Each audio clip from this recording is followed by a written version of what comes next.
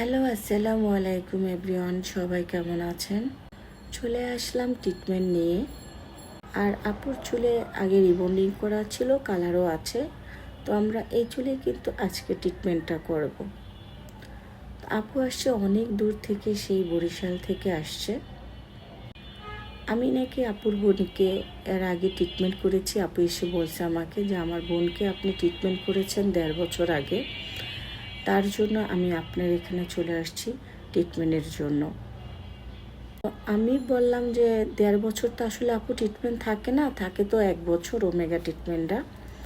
চুল বেরিয়ে আসলে আপনার এটা স্বাভাবিক হয়ে যায়। তো আপু বলে, না আপু আমার বোনের চুল অনেক ভালো আছে, এখনও সুন্দর আছে, তার জন্যই তো এত দূর থেকে আপনার এখানে আসছি।